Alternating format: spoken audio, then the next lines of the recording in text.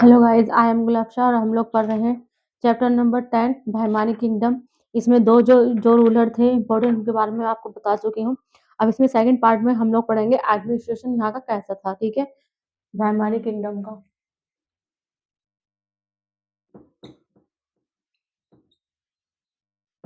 Administration. This kingdom was divided into 4 administrative province. ये जो kingdom थी ये 4 एडमिनिस्ट्रेटिव प्रोविंस में डिवाइड हो गई थी। पहला दौलताबाद, बीदर, बेरार एंड गुलबर्ग। ठीक है, जो कि मोहम्मद गवान के की जो रूल था डिक्लाइन होने के बाद ये 5 इंडिपेंडेंट किंगडम भी कहा जाता है इनको। ठीक है, तो ये 5 इंडिपेंडेंट प्रोविंस भी थे, इनमें डिवाइड हो गई थी। Each province was under the तरफदार। जो हर एक प्रोविंस थी वो किसके अंडर थी? एक तरफदार के अंदर थी, ऑल्सो कॉल्ड एज सूबेदार, जिसको सूबेदार भी कहा जाता था। खलीसा land use for the king expensive. जो खलीसा लैंड था वो यूज किसके लिए होता था? किंग एक्सपेंसिव के लिए यूज होता था। And the royal house hold, जो रॉयल हाउस होल्ड होता था, मतलब महल वगैरह के कार्यक्रम कामों के लिए, रानियों के लिए। ठीक है, जो राजा थे वो अपने पर्सनल यूज के लिए खलीसा लैंड का यूज करते थे। वह separated from the Tarafdar jurisdiction. ठीक है, nobles receive there salary in cash. जो नोबल्स थे वो अपनी सैलरी किस में रिसीव करते थे? कैश में। और in the form of land grants, और किसके फॉर्म में? लैंड ग्रांट्स, जिसको जागीर भी कहा जाता है। ठीक है,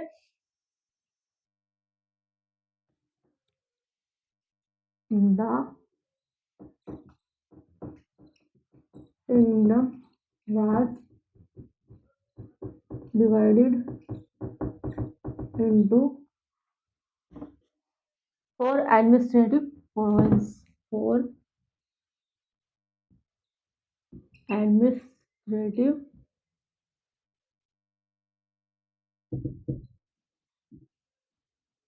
provinces: Daulatabad, Bidar, Daulatabad,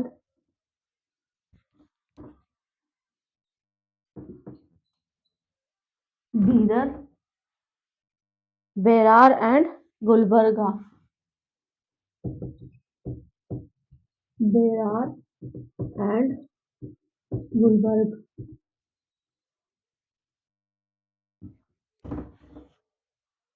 Each province was under the Tarafdar. Each province were under a Tarafdar, also called as Subedar.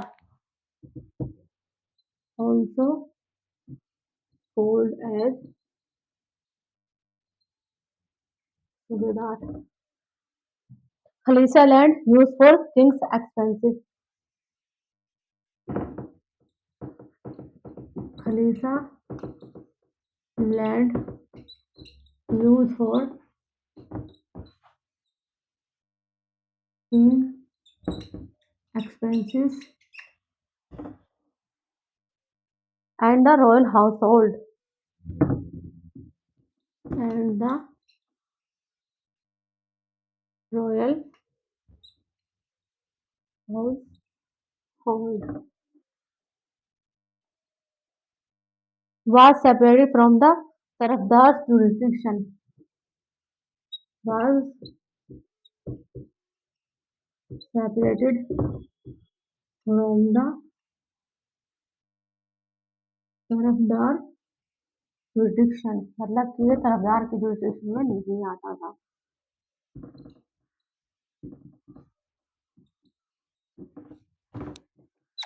ठीक है, nobles receive their salary in cash. Noble receive their salary in cash or in the form of land grants. In the form of land grant.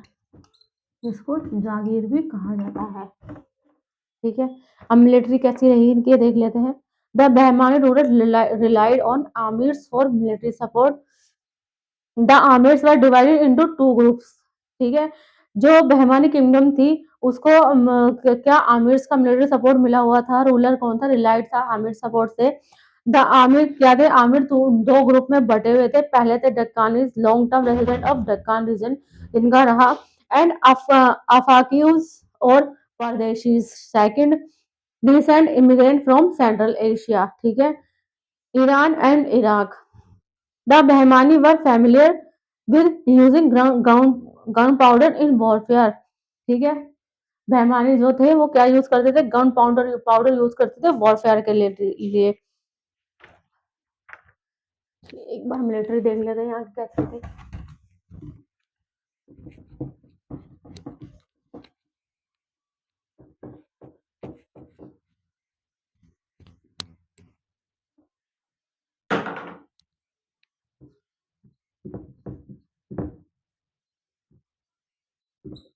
Military, the Bahmani ruler relied on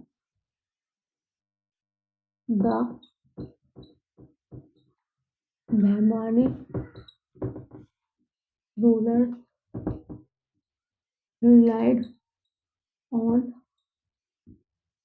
Aamir's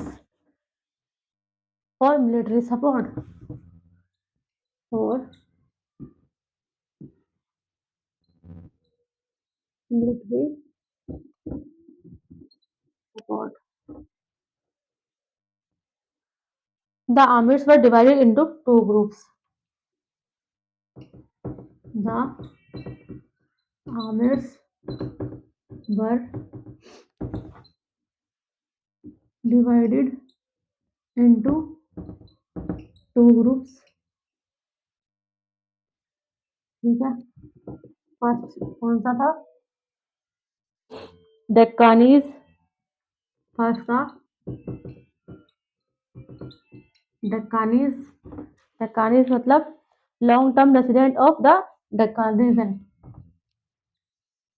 long term resident from the Deccan region. ठीक है, second कैसे थे? अफाकुइस और पारदेसीज।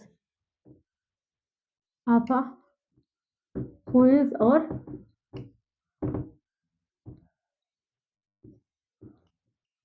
पारदेसीज। ठीक है, ये कौन थे? Immigrant from central Asia, Iran and Iraq. ये इमिग्रेंट थे सेंट्रल एशिया, ईरान और इराक के। द बहमानी और familiar with using gun powder in warfare. क्या था इनके ये फैमिलियर थे किसको यूज करने में? गन पाउडर को वॉरफेयर में। लिटरेचर कैसा रहा? Persian, Arabic and Urdu literature flourish during this time. इनके टाइम पर पर्शियन, अरबिक और उर्दू लिटरेचर फ्लरिश हुई। Mohammad Gawan wrote poem in Persia. Mohammad Gawan थे जो कि खुद एक पोएट थे। वो उन्होंने क्या एक पोएम लिखी पर्शिया में।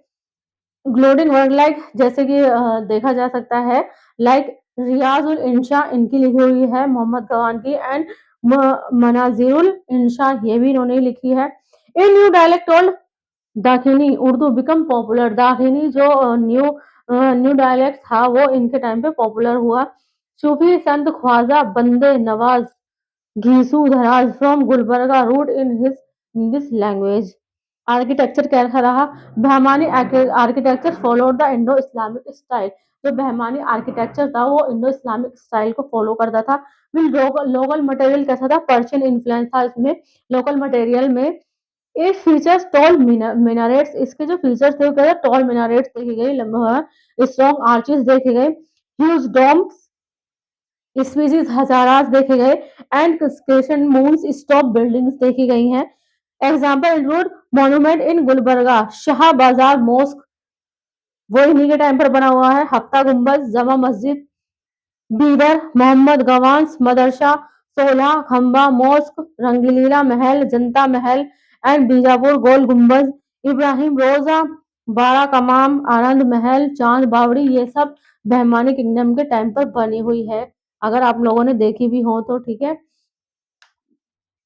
तो यहाँ पर हमारा जो एंटायर मिडिवल हिस्ट्री है ये खत्म होता है। इसका एक चैप्टर और रहा है। चैप्टर समझ लो या टॉपिक समझ लो, रिलीजियस मूवमेंट जो है वो आपको मैं लास्ट में, अब ये इसके बाद जो चैप्टर है 11 टॉपिक, उसमें सेपरेटली अलग से पढ़ाऊंगी। जो रिलीजियस मूवमेंट हुआ था मिडिवल टाइम पर, उसमें ठीक है। आपको हमारी क्लास कैसी लगती है प्लीज कमेंट करके जरूर बताएं। कैसे ज्यादा से ज्यादा लाइक और सब्सक्राइब करना मत भूलिए। मैं आपके लिए इतनी मेहनत कर रही हूँ, आपके लिए इतनी ये फ्री में, फ्री ऑफ कॉस्ट क्लास लाती हूँ, आपको सब कुछ पूरा डेप्थ में पढ़ा रही हूँ। ठीक है, तो आपका भी फर्ज बनता है कमेंट करने का। हमारी अकेडमी फिफ्थ से लेकर 12th तक सारे सब्जेक्ट का ट्यूशन पढ़ाती है। हम एसएससी, सीजीएल, यूपीएससी, रेलवे और यूपीएससी की तैयारी भी कराते हैं। आप इस चीज़ का इस्तेमाल किसी भी गवर्नमेंट एग्जाम में कर सकते हैं। बेसिकली गवर्नमेंट एग्जाम में ये सब चीज़ें पूछी जाती हैं। ठीक है, लाइक और सब्सक्राइब करना मत भूलिएगा। अगेन आई रिपीट, प्लीज ज़्यादा से ज़्यादा लाइक करें, सब्सक्राइब करें, कमेंट करें। Thank you so much.